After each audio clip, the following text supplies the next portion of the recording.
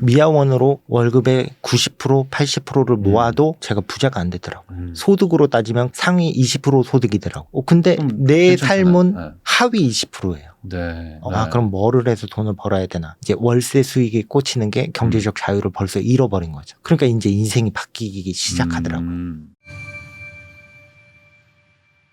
안녕하세요. 내 집 마련부터 건물주까지 되는 방법을 공부하는 부익남TV의 부익남입니다. 오늘은 나는 경매로 1년 만에 인생을 역전했다라는 책을 쓰신 이 구범준 작가님을 모시고 이야기를 나눠볼 건데요. 이분이 이렇게 얘기하면 모르시는데 그 29억 자산가 환경미화원 이렇게 해서 그때 이슈됐던 막 민원도 막 들어가고 했던 그분입니다. 그래서 그분을 모시고 어떻게 인생을 살아오셨는지랑 이분이 또 경매를 해서 성공했다는 그 내용도 한번 들어보려고 합니다. 작가님 안녕하십니까? 안녕하세요. 네. 사실 좀 들어보니까 제가 인생의 우여곡절이 많으셨어요. 네, 그렇죠. 롤러코스터처럼. 네. 거기다가 또 이제 우연하게 또 인터뷰한 그런 영상이 갑자기 또 막 퍼지면서 또 약간 좀 고초 아닌 고초도 좀 겪으신 것 같은데 우선은 작가님을 가장 쉽게 설명할 수 있는 게 29억 자산가 환경미화원 이런 키워드인 것 같더라고요. 그러면 제가 또 책을 한번 봤는데 그게 전부도 아니고 투자도 또 오래 하셨었고 해가지고 우선 어떤 삶을 살아오셨는지 그런 얘기를 한번 좀 들어보고 싶습니다. 19살 때 이제 IMF랑 저희 아버지가 암에 걸리시면서 급격하게 가세가 기울었는데 이제 그때 제가 할 수 있는 건 아무것도 없더라고요. 그래서 장기도 팔아볼 생각도 했었고. 아니 근데 원래 집안이 그러면 아주 그냥 갑자기 소위 추락을 하게 된 건가요? 그렇죠. 나름 잘 산다고 어렸을 때는 좀 그래도 동네에서 잘 산다고 했었는데. 그러셨구나. 갑자기 IMF 오면서 사업이 이제 망하시면서 스트레스를 좀 많이 받으셨는지 이제 그때 또 암까지 얻으셔서. 그 치료비는 어떻게 해요, 그러면? 그러니까 치료비를 팔려고 아파트를 팔았죠. 치료비 하려고 아파트도 팔고. 그러니까 완전히 그냥 한순간에 그냥 인생이 바뀌어버리셨네요. 그리고 그 시대 때는 암이라고 하면 치료비가 많이 들어갔거든요. 그러니까 이제 아파트를 팔아서 그 치료비에 다 이제 쓰고 나니까 저희는 아무것도 남는 게 없더라고요. 딱 빌라 한 채밖에 안 남더라고요. 이제 아버지가 돌아가시기 전에 딱 남은 재산을 보니까 그때 당시에 5,500만 원짜리 빌라 한 채. 딱 남기고 이제 돌아가셔서 이제 그때부터 자본의 좀 소중함 그런 걸 좀 알게 됐던 거죠. 그러면은 그때 이제 19살이셨고 형제가 또 있으셨어요? 제가 막내니까 이제 누나랑 형이 있었는데 또 대학교 등록금도 이제 걱정을 해야 되는. 해야 되고 그러니까 저희 어머니가 좀 고생을 많이 하셨죠. 이제 그러면서 나는 어차피 학업 성적은 학창 시절 때부터 안 좋아서 이제 바닥에 전교 꼴등이니까 대학을 가고 싶은 마음이 없었거든요. 근데 이제 아버지가 병상에 있으시면서 이제 소원이 그래도 막내 아들 대학교 가는 거 보고 죽는 게 꿈이다 해가지고 어쩔 수 없이 1학년을 다니게 됐죠. 그러면은 그때 학비나 생활비 이런 게 전혀 안 되실 것 같은데. 근데 이제 용돈벌이식으로 노가다를 그때 좀 뛰었죠. 이제 금, 토, 일 이제 휴강을 해놓고 그다음에 이제 노가다를 뛰러 가는 거죠. 제가 했던 데는 지방대여서 지방대니까 그쪽 인력 사무실이 없는 거예요. 그 주변에. 그러면은 새벽 2시에 일어나서 이제 가는 거죠. 걸어서 4시간 거리에 있는 인력 사무실로. 그럼 6시에 딱 도착하면 그때 이제 일감을 배정받고 이제 다시 또 노가다를 뛰는 거죠. 그렇게 해서 노가다 하고 하셨는데 그러면 학비 겨우 내고 생활비 겨우 내고 이런 정도였겠어요? 근데 학비는 이제 부모님한테 조금 지원을 받았지만 체육학과니까 예상외로 들어가는 돈들이 많더라고요. 그거만 감당하기도 조금 저는 벅차서. 그러면 그렇게 이제 대학을 다니시다가 아버님은 그럼 혹시 언제 정도 돌아가신? 이제 군대 가기 전에. 직전에 돌아가셨구나. 이제 군대 가기 전에 아버지가 돌아가시기 3개월 전에 작은 식당을 저희 먹고 살으라고 계약을 하나 했었어요. 근데 이제 아버지가 돌아가시면서 한 5개월 정도를 제가 이제 식당 아르바이트식으로 어머니를 도와드렸거든요. 이제 조금 잘 되다 보니까 이거 군대 빨리 갔다 나와서 다시 또 드려야겠다. 이제 그 마음을 먹고 군대를 갔다 나왔는데 어려워져 있는 거죠. 식당이. 그러니까 이제 저는 그때부터 좀 마음을 먹었거든요. 돈만 보고 무조건 직업을 선택하리라. 그때 이제 첫 직장이 오락실이었는데 그때 이제 500에서 1000만 원을 번 적도 있어요. 오락실이 성인 오락실 이런 거? 지금은 사행성으로 바뀌었지만 그때 당시에는 이제 합법이었고 그렇게 벌다 보니까 또 많이 버니까 내가 자만하게 되더라고요. 내 자신이. 내가 잘난 것처럼. 그 당시 1000만 원이면 엄청 많이 번 거잖아요. 근데 이것저것 명품을 산 것도 아니고 하는데 돈은 그냥 모래알처럼 그냥 다 없어져 버리더라고요. 소비가 거리가 이제 헤퍼지니까 네. 걸어가도 되는 거리를 택시 타고 가든가 네. 모범 택시를 타든가 아, 모범 택시까지. 예. 모범 택시 그렇게 쉽지 않은데. 해버리니까 돈이 이제 모래알처럼 빠져나가는 걸 느껴가지고 네. 오락시 이제 불법으로 딱 규제가 되면서 아, 제가 직장을 잃으니까 제 통장에 남는 건 3,000원밖에 없더라고. 3,000원? 3,000만 원이 아니고? 예. 그러니까 이제 한 달 후에 예비군 훈련을 가는 거였는데 네. 내가 예비군 훈련 갈 택시비가 없더라고요. 차비가 없더라고요. 네네네. 버스비도. 네. 그래서 어머니한테 10,000원을 빌렸거든요. 근데 네. 성인이 되고 나서 처음으로. 그리고 이제 다짐을 했죠. 아, 나 이거 돈 무조건 모아야겠다. 네. 그때부터 이제 악착같이 살았어요.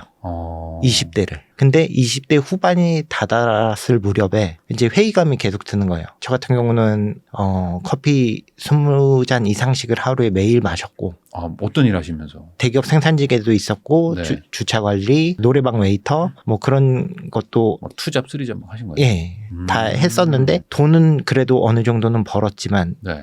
제 몸이 다 망가지더라고요. 아, 그렇죠. 예, 그러니까 30살 되면 보통 남자들의 로망은 좀 있잖아요. 네. 집 한 채 있고 중형차 뭐, 한 대 차 하나 있었으면 사고. 좋겠다. 네. 그런 로망을 가지고 20대를 보냈는데 그게 이루어지기가 너무 어려운 거죠. 그 평범하게 생각했던 삶이었는데 이건 내 꿈이 돼 버리는 거죠. 네. 그러니까 이거 뭔가 잘못됐다. 근데 내가 30살이 지나서도 이렇게 내 몸 관리를 못하면서 돈만 따라다니다 보면 제 몸이 이제 죽을 것 같은 거죠. 네. 제가 커피 7잔 정도는 먹고 살았는데 20잔을 드셨다니까. 네. 속은 속대로 쓰리고 항상 위장약 같은 것도 챙겨 먹고. 맞아요. 근데 안 먹으면 버틸 수가 없으니까 그렇죠. 그냥 하는 거잖아요. 네. 제가 그 마음을 진짜 아는데 근데 네. 그렇게 하시다가 그럼 어떻게 또 다른 어떤 인생의 변화가 생기셨나요? 그러니까 노동으로만 먹고 살다 보니까 20대 때 이제 희망이라는 게 사라져 버리더라고요. 네네. 내가 30살이 될 때쯤에. 그래서 해외에 나가서 돈을 벌자. 아. 차라리 해외는 야, 노동을 스펙타클 하시네요, 인생이. 노동의 가치를 조금 더 알아주겠다 싶어서 네네네. 그 전에 땄던 지게차 자격증이라든가 뭐 대형 면허 그런 것들을 이용해서 돈을 한번 벌어봐야겠다. 막연하게 이제 해외를 간 거죠. 아, 누구 어떤 뭐 정보가 있거나 뭐 지인이 있는 게 아니고 네. 그냥 간 거예요? 예. 네. 그랬다가 이제 거기서 강도를 만나고 강제 귀국을 다시 하게 되죠. 아, 강도도 당하시고. 예. 네. 아, 그럼 이게 되게 인생이 정말 지금 막 굴곡이 되게 많으신데. 예. 아, 그러면 이제 아무 지인도 없이 그냥 가신 거예요? 네. 그러니까 이제 좀 오래 있다 보니까 이제 네. 어학 연수 겸 네. 이제 필리핀이라는 데를 갔었는데 아, 필리핀 가셨구나. 예. 거기서 또 알다 보니까 또 나름 지인들이 또 생기더라고요. 아, 거기는 좀 돈을 벌 수는 있어요? 예. 그때 아, 벌긴 당시에는 조금 벌 기회들이 많이 있었죠. 그래서 그 희망을 품고 있었는데 강도로 만나버리니까 그 꿈이 깨져버린 거죠. 아, 안 그래도 좀 뭐 치안이 뭐 안 좋다 뭐 이런 얘기도 있으니까. 예. 그러니까 몸으로만 먹고 살았던 사람이 몸을 다쳐버리니까 네. 이제 코가 잘리고 팔이 잘리고 네. 하면서 총도 팔도. 맞고 하다 보니까 네. 이제 저는 병원비로만 몇 천만 원, 몇 억을 써야 되는 입장이 돼버리는 거죠. 네. 이제 손가락 자체도 여기 칼을 잡아서 손가락도 재활을 해야 되니까 네. 이게 근데 하루에 통원비로만 한 30만 원씩은 나가더라고요. 네. 그렇게 돼버리니까 이제 인생의 바닥을 찍어버렸죠. 30살이라는 나이에. 네. 야, 근데 그 인생을 그러면 다시 한번 이렇게 뭐 반등시키려고 회복했던 어떤 뭐 계기라든지 뭐 어떻게 지금 그럼 인생이 바뀌게 된 겁니까? 계속 위기가 왔잖아요. 네. 제 인생은 다 위기에서 다 기회가 있었거든요. 네. 예, 그러니까 이걸 또 기회로 만들기 위해서 마인드 컨트롤을 엄청나게 노력을 했죠. 아, 그럼 한국에 들어오셔가지고 예. 어떤 일을 하신 거예요? 그때 이제 제가 모아뒀던 돈이랑 보험비로 조금 보험회사에서 다쳤으니까 얼마 나오는 게 있었는데 그 돈을 모아서 아파트를 샀죠. 아, 그러면 그렇게 막 사고를 당하셨는데 네. 그러면 그건 뭐 보험을 뭐 받으셔가지고 어쨌든 뭐 해소는 하셨을 거고. 예. 그다음에 이제 시비가 한국에 다행히. 오셨는데 예. 몸이 완전 뭐 다쳐 있는 상태니까 뭐 일도 네. 못 하셨을 거 아니에요. 예. 그럼 그때 어떻게 이걸 뭐 해결하시려고 하신 거예요? 저 같은 경우는 모아둔 돈이 또 다시 사라질까봐 아버지 때 느꼈잖아요. 그거를. 그러면 이거 무조건 자산에 투자해야 된다. 그때 당시에 2013년도였는데 네. 이제 아파트 가격이 완전 바닥을 찍을 때였죠. 네. 그러니까 주변에서는 아무도 아파트 사지 말라라고 했는데 나는 그냥 단순히 3천에 75만 원만 받으면 75만 원어치에 한 달 치료비는 되잖아요. 그것만 받아도 일을 어차피 못 하시니까. 만족하겠다. 예. 그래가지고 그러면은 아주 저렴한 아파트를 하나 사서 월세를 받기 시작했던 거예요. 예. 그게 이제 투자의 시작이셨군요. 예. 그러면서 그것도 이제 수리비가 없었어요. 집 값만 생각했었지 아, 수리비는 생각을 못한 거죠. 투자에 대해서 잘 모르셨구나. 네. 그때. 예. 그냥 막연하게 수리비 얼마 나오겠다 했는데 어차피 수리비는 없었어요. 그러니까 이제 셀프로 하나하나 방산시장 가서 아름아름 해서 전문가들한테 조언 좀 들으면서 도배랑 장판이랑 뭐 그런 것들을 셀프로 다 했었죠. 그러면 그렇게 이제 몸이 안 좋으니까 이제 월세를 이제 받으려고 하셨는데 네. 아까 막 집도 고치셨는데 그럼 이제 환경미화원을 하시니까 어떻게 그러면 갑자기 환경미화원이 되신 거예요? 20살 때부터 하고는 싶었는데 네. 나이 제한이 계속 올라가더라고요. 제가 20살이 되면 25살로 올라가고 네. 그다음에 제가 25살이 되면 30살로 올라가고 그래서 30살에 저는 자격 조건이 되더라고요. 아, 그래요? 그게 왜 계속 올라가요? 다 하려는 사람들이 많아가지고 그렇게 된 건가요? 그때마다 정부 정책에 따라서 조금 달라지긴 하더라고요. 네. 근데 환경미화원이 꿈이시라고 했는데 환경미화원을 하면은 이제 모르시는 분들이 훨씬 많으니까 좋은 어떤 뭐 복지라든지 뭐 이렇게 조건이 있나 보죠? 그냥 고등학교 졸업장 가진 사람이 따박따박 월급이 안 밀리는 직업은 그래도 환경미화원이 제가 알기로는 제 입장에서는 그때 제일 좋은 직업이 이제 환경미화원이었거든요. 그렇게 해서 이제 또 차곡차곡 돈을 모으시면서 또 투자도 계속 하신 거군요. 예. 아니 근데 이 책 제목이 이제 나는 경매로 1년 만에 인생을 역전했잖는데 그러면 결국에 경매를 통한 인생 역전을 하신 건데 경매를 되게 쉽게 접하기가 어렵거든요. 이거 어떻게 이렇게 하게 되신 거예요? 그러니까 20살 때부터 계속 경매냐 주식이냐 계속 책은 많이 읽었거든요. 아, 읽으셨어요? 네. 워낙 이제 집안이 한번 망해보니까 그렇죠. 돈을 벌어야 되겠다, 불려야겠다 생각하셨구나. 그러니까 무조건 돈을 많이 벌어야 된다는 생각은 막연하게 갖고 있었죠. 그러면서 책은 계속 읽어가면서 근데 부동산은 큰 금액을 해야 되잖아요. 거기에 대한 두려움이 좀 많았죠. 그래서 주식을 계속 조금씩 내 월급의 일정 부분씩 투자는 했었거든요. 근데 수익이 그렇게 높지는 않더라고요. 그러니까 이제 부동산으로 눈을 한번 돌리게 되더라고요. 근데 부동산에서도 가장 싸게 살 수 있는 건 뭔가 봤더니 이제 경매라는 게 있었던 거죠. 근데 경매가 사실 공부하면 할수록 좀 어려움도 좀 느껴지고 막 두려움이 좀 많잖아요. 사실 뭐 좋은 건 알겠는데 괜히 그렇게 싸게 살 수 있는 게 아니잖아요. 그런 걸 좀 이렇게 감당하기도 좀 힘들 것 같은데 그만큼 좀 나는 돈에 대해서 좀 절박했기 때문에 그런 걸 좀 하셨다 이렇게 봐야 될까요? 미화원으로 계속 월급의 90% 80%를 모아도 제가 부자가 안 되더라고요. 소득으로 따지면 그 해 신문을 봤는데 상위 20% 소득이더라고요. 근데 내 괜찮잖아요. 삶은 하위 20%예요. 어머니 용돈 100만 원 드리고 나는 10,000원짜리 티 하나 사입기가 벌벌벌벌 하고 커피는 900원짜리 항상 사 먹었던 기억이 있거든요. 그러니까 이제 괴리감이 나타나는 거죠. 그럼 뭐를 해서 돈을 벌어야 되나. 근데 제가 사놨던 아파트는 계속 고공행진을 하고 있고. 그러니까 워낙 또 저점에 사셨으니까. 계속 올라가고 있는데 이걸 따라잡기가 힘든 거죠. 내가 아무리 모아도. 그리고 월세를 받다 보니까 이거 월세 투자를 해야 되는구나. 저희 어머니가 식당을 하면서 이제 월세를 내봤잖아요. 그럼 월세 내는 날은 그렇게 빨리 와요. 그럼 이걸 입장 바꿔서 생각을 해보면 내가 상가 주인이 되면 월세 받는 날이 빨리빨리 오겠구나. 이제 그 단순하게 생각을 해서 그냥 월세를 받는 집주인이 돼보자. 내가 아파트 투자를 하면 월세 수익률이 안 나오더라고요. 그러니까 빌라를 통해서 이제 수익화를 시키니까 이게 훨씬 더 수익률이 극대화가 되더라고요. 하긴 그냥 일반 매매로 이제 빌라 사는 게 좀 쉽지는 않고 또 그리고 사서 이렇게 뭐 수익이 좀 안 나오는데 빌라를 이제 경매로 사는 것도 괜찮으니까 그러니까 그러다 보니 이제 경매 쪽으로 좀 생각이 좀 바뀌신 거군요. 그러면 우선 경매를 만나서 인생이 바뀌셨다고 했으니까 어떻게 바뀌신 겁니까? 1년 만에 9채 정도를 낙찰을 받으니까 이제 월세 수익이 꽂히는 게 경제적 자유를 벌써 잃어버린 거죠. 내 월급을 초과해버리는 거예요. 그러니까 이제 인생이 바뀌기 시작하더라고요. 그러면 경매를 실제 해보니까 뭐 가장 뭐 인생이 많이 바뀌었던 어떤 그런 부분은 뭔가요? 이제 빌라 투자를 하면서 이제 낙찰도 받아보고 세입자도 명도도 해보고 또 월세 세입자들도 세팅을 해놓으니까 작은 성취감들이 계속 생기더라고요. 그게 이제 제가 성공할 수 있는 씨앗들이 되더라고요. 그러니까 인생이 달라진 게 많이 느껴지는 게 몇 달 전만 해도 저는 빗자루를 잡고 있던 사람인데 여기 와서 촬영도 할 수 있는 거고 부인님도 만날 수 있는 거고 그리고 지금 만나고 있는 사람들조차도 이제 변하고 있어요. 이제 그러니까 계속 저는 느끼고 있는 거죠. 그런 게. 그러니까 이게 결국에 이제 투자를 통해 가지고 이제 뭐 인생이 바뀌었다는 게 네. 사실은 인생이 바뀌려면 이게 사고 방식이나 생각이 많이 바뀌어야 되잖아요. 그렇죠. 근데 처음에 하는 게 좀 안 되고 어려우니까 그냥 지레 막 포기하고 막 이런 분들도 많은데 네. 사실 해서 성공하면 이게 된다 하면은 그렇죠. 그때부터 막 이게 막 하잖아요. 네. 그래서 이제 개수를 막 엄청 늘리셨겠어요. 예, 그래서 1년 만에 9채를 딱 늘려보니까 이제 이제 어떻게 부자가 돼야 되는 법을 알겠더라고요. 근데 네. 이게 사실 경매에서 물론 빌라를 하셨다고는 하지만 이걸 알고 나니까 빌라가 뭐 쉬워 보이는 네. 거지 처음 할 때는 빌라 투자 이거 쉽지 않거든요. 네, 특히 그렇죠. 뭐 좋은 거 안 사셨을 거 아니에요. 네. 막 썩음썩음한 거 막 이런 네. 거 어떻게든 싸게 사가지고 뭐 그렇죠. 월세 맞추고 막 하셨을 텐데 예. 굳이 이렇게 빌라를 딱 찝으신 이유가 있으세요? 다른 것도 있는데. 제가 빌라를 처음 투자했던 게 네. 3,800만 원이었어요. 인천에 있는 반지하인데 제가 3,000만 원 시드는 갖고 있었거든요. 네. 그러니까 이게 망하더라도 대출을 안 끼고 내가 살 수가 있는 거잖아요. 네. 그리고 월세 받으면 상관이 없는 거죠.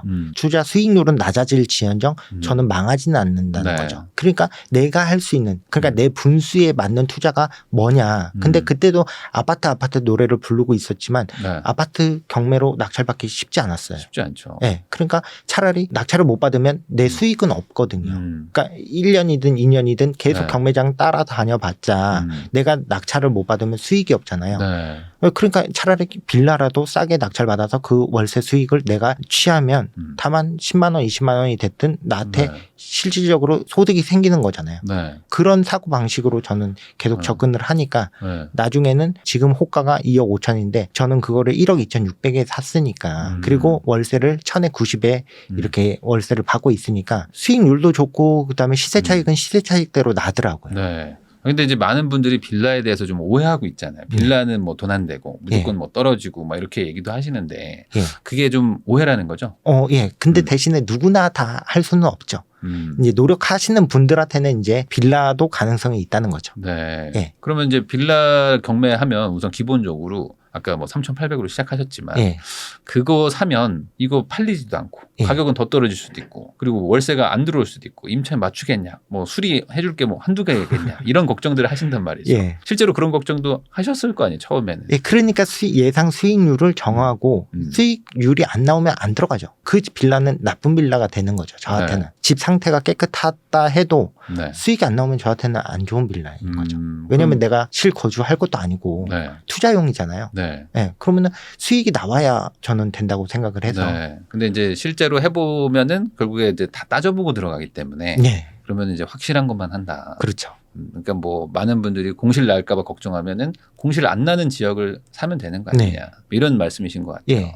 공실 나더라도 공실 나면 한 몇 개월치 예상해서 더 싸게 들어가야 되는 거죠. 더 싸게 입찰하면 되니까. 예.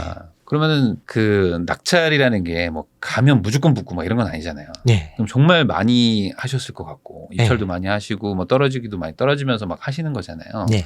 그러면 이제 또 직업 특성상 막 새벽에 출근하셔야 되고 막 이런 네. 일들이 많을 텐데 이 시간 관리라는 게 쉽지 않았을 것 같거든요. 이 환경미화원과 경매 입찰을 같이 한다는 게 예.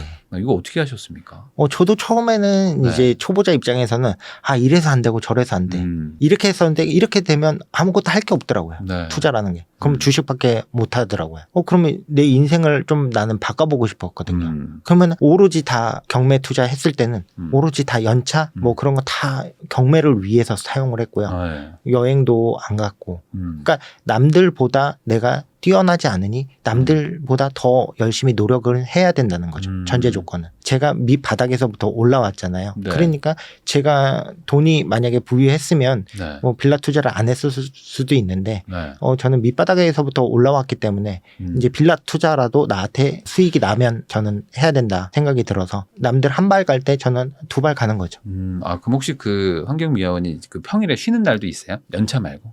평일에 쉬는 날은 없죠. 없어요. 네, 그러면 일반 직장인하고 똑같네요. 예. 네, 그러면은 일반 직장인 분들도 우리 많이 보시거든요. 예. 근데 이런 분들이 지금 경매를 뭐 고민하는 분들도 있으니까 사실 평일에 가야 되잖아요. 법원을. 그렇죠. 네, 그게 제일 문제인데 예. 그리고 막 지방도 가야 되고 막 예. 이런 것들이 어렵잖아요. 이런 분들한테 아까 말씀하신 시간 관리, 뭐 연차 이런 거 써라. 말고 또 조금 더 이렇게 하면 직장인으로서 경매를 하기 조금 유리하다. 어떤 그런 뭐 시간 관리법이 있을까요? 자기가 못할 상황을 계속 말하지 말고 네. 내가 할 수 있는 상황을 얘기하면 되는 것 같아요. 네. 내가 입찰을 못 가면 친구라도 대신 입찰을 해줄 수 있는 거고 네. 그다음에 대리 입찰이라는 것도 있고 네. 그다음에 임장 같은 경우도 주말에 남들 다 놀 때 저는 이제 임장을 갔었거든요. 네. 그리고 퇴근하고 피곤하지만 그래도 한두 시간 임장 갔다 오면 네. 또 내 생각 정리도 되고 내가 남들보다는 좀 더 그 지역을 더 잘할 수도 있잖아요. 네네. 그런 식으로 저는 최대한 노력을 많이 했던 것 같아요. 야, 그러면 그냥 거의 뭐 일상생활을 다 그냥 이 경매에다가 막 투자를 그렇죠. 해야 사실 직장인들은 이제 할 수 있는 거잖아요. 네. 근데 그렇게 실제 하기가 어려운데 그런 거를 하신 거잖아요. 네. 그런데 제가 이렇게 말하라 하면 경매 시간을 굉장히 많이 쏟는 것처럼 보이는데 네. 쏟을 시간이 없으신 분들은 네. 이제 주변에 현장 조사부터 먼저 해보시는 게 그것도 부동산 공부에 도움이 많이 되거든요. 아, 자기 사는데 주변에. 네. 그러면서 시세 조사를 하면서 이제 네. 분석을 해보는 거죠. 그래놓고 이 지역의 분석이 다 됐으면 네. 이제 다른 지역도 한번 분석을 해보는 거죠. 그 옆 동네. 네, 그러면서 내가 부동산이라는 거를 근육이라는 걸 조금 차근차근 키워가면 저는 경매에서도 낙찰 받는 게 어렵지 않다고 생각이 들거든요. 그러니까 처음부터 욕심내가지고 막 먼 지역 가고 막 지방 가고 그러다가 네. 의뢰 포기하는데 네. 그러지 말고 그냥 내가 사는 데부터 예. 물건 나오는 거 좀 찾아봐라. 예. 이 말씀이신 거군요. 예. 하긴 그러면 좀 시간이 좀 줄긴 줄겠어요. 네. 근데 이제 많은 분들은 이제 하다가 좀 포기해요. 네. 왜냐면 이제 좀 힘드니까. 근데 그러면 그런 분들한테는 좀 어떻게 말씀을 해주고 싶으세요? 저는 그냥 꾸준하게 네. 그러니까 이게 하나의 감정에 우리가 휘둘린단 말이죠. 네. 그 폐찰됐다고 감정에 휘둘려 버리면 내가 부자가 못 되지 않나 싶거든요. 그러니까 그 감정에만 안 휘둘리면 한 계단 한 계단 올라가는 게 더 쉽다고 생각이 들거든요. 네. 이게 경매하는 분들 중에 제일 힘들어하는 게 그건 것 같아요. 이게 떨어지면. 네. 그러니까 원래 이제 떨어진다는 느낌을 받아본 적이 없는 분들도 네. 많으니까 한 두어 번 떨어지면 경매 안 되나 보다. 예. 근데 그렇게 두 번 만에 붙고 이게 쉽지가 않잖아요. 예. 그래서 저는 거꾸로 생각해요. 내가 한 번 낙찰 받는데 네. 폐찰이 만약에 20번이 된다고 가정하면 네. 20번 안에만 내가 한 채를 낙찰 받는다고 하면 그냥 18채까지도 내가 이제 낙찰 받을 확률이 2번밖에 안 남은 거잖아요. 네네. 그 중에 또 받으면 된다고 생각해서 계속 내가 낙찰 받을 확률이 높아지고 있구나. 점점 높아지고 네. 있구나. 그런 식으로 그냥 거꾸로 약간 생각하는 거죠. 그러면 보통 빌라를 물론 뭐 다 다르지만 예. 한 몇 번 가야 붙는다고 이제 보세요. 저는 한 4-5번 정도 예, 갔던 것 같아요. 한 그냥- 4-5번 정도는 떨어져야 예. 한 번 붙는다. 물론 이제 금액을 높게 쓰면 바로 붙겠지만 그렇죠. 우리가 또 싸게 사야 되니까 예. 그러면 한 4-5번은 떨어지는 게 당연한 건데 예. 많은 사람들이 그냥 한두 번 떨어지면 그냥 안 할란다. 이렇게 어. 하는 분들도 많잖아요. 예. 그거는 좀 잘못 생각하는 거다. 예. 그리고 현장 조사하면서 기대감들이 다들 커지세요. 이건 무조건 낙찰 받으면 네. 수익 나겠다. 이거 좋다. 예. 그러면서 이제 기대감, 내가 월세 받을 거 계속 상상하면서 네. 그럼 폐찰되면 무너지죠. 그러니까 막 가장 적게 차이 나신 거 예. 얼마예요? 저 같은 경우는 한 50만 원 차이. 50만 원 차이. 그런 거면 엄청 기분 안 좋잖아요. 예. 이제 그렇지만 감정에 휘둘리면 안 되고 네. 다시 시작하는 거죠. 예. 다른 물건으로. 예. 이게 경매가 참 그게 어려운 것 같아요. 감정을 다스린다. 예. 그러니까 저는 폐찰한다고 생각하고 가요. 네. 그냥 오늘 또 폐찰하고 그냥 떨어지고 온다. 예, 맛있는 거 먹으러 왔다. 네네. 예. 그래서 기분 전환하려고 네. 점심도 그쪽 주변에서 대부분 맛집 찾아서 많이 먹거든요. 네.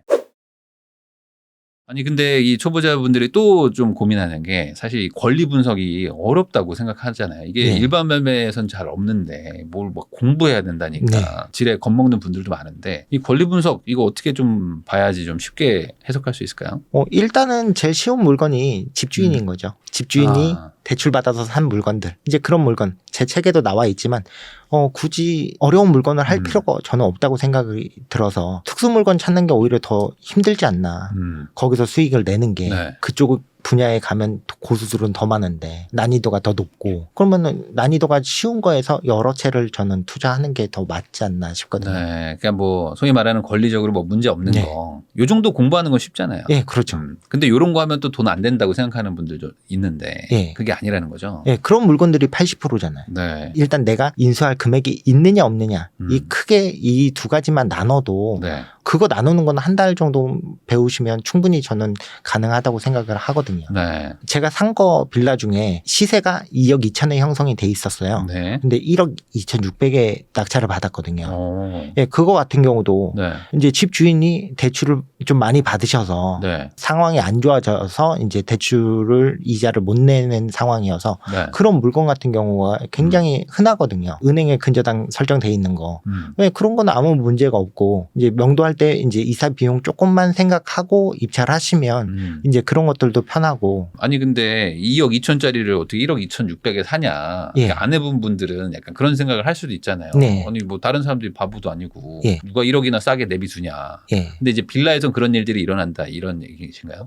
그렇죠. 그러니까 무조건 다 된다는 아닌데 네. 꾸준히 하다 보면 나한테도 기회가 생긴다는 거죠. 음. 꾸준히 가다 보면 남들이 똑같은 물건이 나왔는데 이제 몰릴 때가 있고 안 몰릴 때가 있잖아요. 유독 딴 물건에 네. 몰릴 때 내가 네. 운 좋게 딱 되는 그렇죠. 경우도 있고. 그러니까 다 한번 시황을 보면서 네. 이 물건에 몰리겠다 하면 저는 그 물건은 안 들어가요. 네. 네, 수익이 나와도. 왜냐면 내가 경쟁에서 이길 수가 없거든요. 그럼 이제 다른 물건들을 가보는 거죠. 같은 날 안 몰릴 거 예. 이런 것도 전략적으로 판단을 하신다는 예. 것 같네요. 그러면 이제 권리 분석은 이제 좀 문제 없는 거 한 달 정도 공부하면 되니까 네. 그런 거에서 좀 찾아봐라. 이렇게 예. 얘기를 해주셨는데 또 다른 문제가 이제 거대한 산 같은 게 명도잖아요. 그렇죠. 아무리 뭐 내가 마음이 좀 강하다고 해도 막상 예. 사는 분 막 내보내야 된다 이러면은 벌써 나 못하겠다 이런 분들 많은데 명도 하시면서 뭐 좀 어떤 에피소드라든지 아니면 명도에 대해서 이렇게 생각하면 좋겠다 이런 거 좀 있을까요? 예, 명도라는 게 진짜 케바케인 것 같아요. 네. 왜냐면 그 살고 있던 사람에 따라서 이게 명도가 난이도가 들쭉날쭉 하는 거라.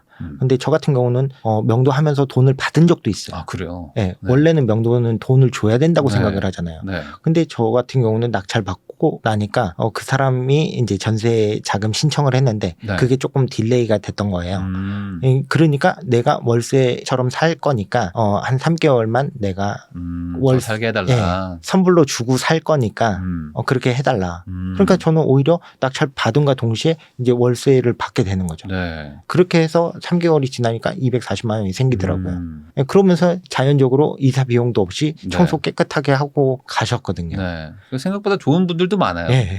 근데 이렇게 얘기하면 또 명도 너무 쉽다고 생각할 수 그렇죠. 있으니까 반대로 고생한 케이스 하나만 좀 얘기 좀 해주세요. 예, 가장 고생한 케이스가 첫 낙찰이었어요. 처음 받은 거? 네, 처음 반지하에 있었던 빌라인데 노인분이셨어요. 네. 이제 나이가 좀 많이 드셔가지고 네. 치매가 조금 진행이 되셨던 분이거든요. 네네. 그러니까 제가 강제 집행을 할 수는 있지만 네. 강제 집행을 하면 제가 나쁜 놈이 되는 거잖아요. 네. 왜냐하면 오갈 데 없는 사람 길거리로 나앉으라는 뭐 거밖에 안 가족도 되잖아요. 없으시고. 네, 이제 어머니랑 같이 살고 계셨는데 네. 어머니가 돌아가시면서 이분도 여기에 그냥 다 내려놓으시고 사시는. 네네네. 그러니까 집에 가니까 바퀴벌레랑 쓰레기가 온통 엄청 산더미가 있는 거죠. 네. 이제 강제 집행을 하자니 내가 마음이 불편하고 그러자니 내가 손해는 볼 수는 없고 만약에 3,800이면 대출 이자만 해도 한 8만 원 정도가 나갔었는데 네. 그걸 내가 납부할 수는 없잖아요. 그렇죠. 뭐 내가 뭐 네. 이분을 위해서 갑자기 이 집을 낙찰받은 거 아니니까. 네, 저도 경매라는 거를 제가 수익을 보기 위해서 한 거였는데 그래서 이제 사방팔방 다 알아봤죠. 이제 네. 구청이라든가 동사무소 뭐 그런데 다 알아봤는데 이제 다행히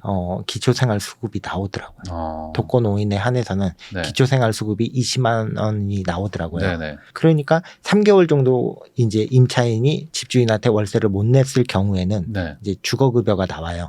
그러면 집주인 통장으로 바로 이렇게 전달을 해주죠. 정부에서. 그러면 20만 원 안에서 대출이자 내고 남거든요. 그거를 신청을 해주신 거예요, 대신? 네. 처음에 원래는 고시원을 알아보러 다녔었는데 네. 다 안 받아주더라고요. 안 받아주죠. 왜냐면 돌아가실까봐. 네네네. 근데 제가 또 막상 손해는 볼 수는 없으니까 이제 그 선택을 이제 얘기하니까 좋아하시더라고요. 그래서 이제 국가에서 20만 원 주는 게 있으니까 그걸로 그냥 더 사시라. 네. 그래서 그냥 그분은 명도 안 하고 그냥 살게 된 거네요. 네. 좀 시간이 지났잖아요. 원래는 계속 사시는 데까지 사셔라 했었는데 어차피 국가에서 돈 주니까. 네. 어차피 내가 손해 보는 건 없잖아요. 손해 보는 게 없죠. 없죠. 네, 이득은 조금 덜 볼지언정 내가 손해가 없으니까 그냥 사실 만큼 사셔라 하셨는데 이제 치매가 더 악화돼서 이제 정부에서 이제 요양병원으로 이제 가신 거죠. 네, 그분은 옮겨 주셨어요. 네네. 동사무소에서. 네. 그래서 처음에 집이 비어져 있다가 아예 주소까지 이제 빼 가셨더라고요. 근데 나중에 전화하셔서 고마웠다고 하는 거 보니까 내가 그렇게 서로 윈윈하는 경매를 하고 있구나 해서 조금 마음 한켠이 조금 따뜻했던 적이 있어요. 네, 이게 사실 명도가 어렵다고 생각하면 정말 어려운 건데 예. 결국에 또 사람 간의 이야기니까 그렇죠. 또 이렇게 해결하는 케이스들도 있다는 것도 시청자분들이 보시면 또 참고가 될 것 같습니다. 그러면은 지금 작가님은 뭐 이제 환경미화원도 하시고 뭐 사실 그동안 인생 굴곡이 되게 많으셨잖아요. 네. 그러니까 정말 뭐 가진 경험들을 다 해보셨고 이제 뭐 투자를 통해서 이제 또 네. 이제 경제적 자유 뭐 이런 것도 이루시고 있는데 지금 2030 세대 입장에서는 사실 좀 너무 막연하고 막막한 이야기거든요. 그래서 이런 분들한테 지금 상황을 좀 바꿔보고 싶다. 내 인생 좀 바꾸고 싶다. 이런 분들에게 좀 조언을 해주신다면 어떤 게 있을까요? 제가 20대로 돌아간다면 저는 최대한 수급 파이프를 많이 만들 것 같아요. 제가 월세를 세팅하는 이유도 수급 파이프를 최대한 늘리는 거거든요. 안정화를 시킨 거거든요. 네. 저 같은 경우는. 그러니까 이제 경제적 자유를 이뤘으니까 그 다음이 이제 부자 되는 길을 가야 되지 않나. 네. 그러니까 한 방에 부자가 되기가 힘들잖아요. 근데 지금 다들 한 방에 몇 억씩 몇십억씩 벌 그런 마음이 크죠. 그런 마음이 크잖아요. 그거 말고 차라리 자기가 해봐서 돈이 되면 이제 그 투자를 계속 집중적으로 하다 보면 이게 늘어난다는 거. 근데 또 이 작은 돈을 가지고 무언가를 한다는 것 자체가 겁이 나는 것 같기도 해요. 왜냐면은 말이 좋아서 빌라지. 사실 가보면 이게 좀 이거 어떻게 이거 내가 사도 되나 막 싶은 거 사시는 거잖아요. 사실 처음에 사실 때. 그런데 이게 초보자가 그걸 받아들이기가 참 힘드니까. 그럼 그런 분들한테 이거를 좀 이렇게 좀 쉽게 받아들일 수 있는 어떤 조언 같은 거나 팁이 있을까요? 투자랑 실거주랑은 좀 분리를 하셨으면 좋겠어요. 네. 빌라가 썩어 있지만 그게 재개발이 되잖아요. 근데 내가 살 거는 아니잖아요. 내가 월세를 받으면서 내가 보유하고 있으면 이제 재개발이 되면 오히려 황금알을 낳는 거위가 될 수도 있는 거고. 이제 투자랑 실거주랑 꼭 혼돈하시는 분들이 많죠. 초보자일수록 더 그러잖아요. 네. 그러니까 입지 따지고 못 따지고 학군 따지고 그러면 솔직히 자기 자본으로 할 수 있는 게 하나도 없을 거예요. 내가 살 집도 아닌데. 네, 초보자들 같은 경우는 자본이 없으니까 투자를 하는 건데 이것저것 다 따지다 보면 결국은 할 수 있는 게 없다라는 거죠. 그러니까 차라리 입지면 입지 하나만 따지고 컨디션이면 컨디션 그런 거 이제 그 하나만 처음부터 보시고 그 다음 두 번째 주택은 교통이라든가 뭐 그런 걸 좀 보셔도 저는 된다라고 생각이 들거든요. 아니 그러면은 지금 아까 빌라가 막 재개발되고 뭐 이런 것도 얘기를 하셨는데 그런 케이스도 있나요? 그런 케이스가 이제 작전역 앞에 빌라를 샀는데 이제 그게 지금 아파트로 지어지고 있거든요. 아 그래요? 예. 근데 제가 실투는 4천 정도밖에 안 들었거든요. 물론 뭐 그게 될 거라고 생각해서 낙찰받은 건 아니실 수도 있겠지만. 그거는 일반 매매로. 일반 매매. 네, 이제 부동산 공부를 하다 보니까 이제 경매하기 전에 이제 일반 매매로 현수막이 걸려져 있더라고요. 근데 그걸 조사를 안 해봤으면 저도 모르는 거잖아요. 네, 근데 거기 가서 이제 일반 매매로 해서 이제 빌라도 소유를 하고 있으니 한 4년 뒤니까 이제 다 완공이 어느 정도 되더라고요. 네. 그러니까 사실 낡은 빌라라고 해가지고 무조건 그 보이는 것만이 전부는 아니잖아요. 거기 땅이 있는 거니까. 그러니까 그런 걸 가지고 반대로 이렇게 막 개발이 되면 또 큰 돈으로 이제 돌아오기도 하니까 이 무작정 뭐 빌라는 나빠 뭐 이렇게 생각하시는 것도 사실은 좀 편견인 것 같기도 합니다. 그럼 이걸로 이 29억 자산가 환경미화원 이시자 이제 나는 경매로 1년 만에 인생을 역전했다라는 책을 쓰신 구범준 작가님과 같이 이야기를 나눠봤는데요. 작가님처럼 사실 뭐 인생에 뭔가 바꾸고 싶고 이런 분들이 되게 많아요. 우리 시청자분들은. 근데 그런 분들이 어떻게 해야 될지 잘 모르겠다. 라고 생각하는 분들도 많거든요. 그런 분들이 한번 작은 돈으로 할 수 있는 경매에도 한번 관심을 가져보면 좋겠다라는 생각을 합니다. 그래서 뭐 관심 있는 분들은 또 책을 한번 보시면 더 좋을 것 같아요. 그럼 이걸로 우리 작가님과 또 인사를 드리면서 영상 마무리하도록 하겠습니다. 시청해 주셔서 감사드리고요. 작가님도 오늘 나오셔서 감사드립니다. 감사합니다.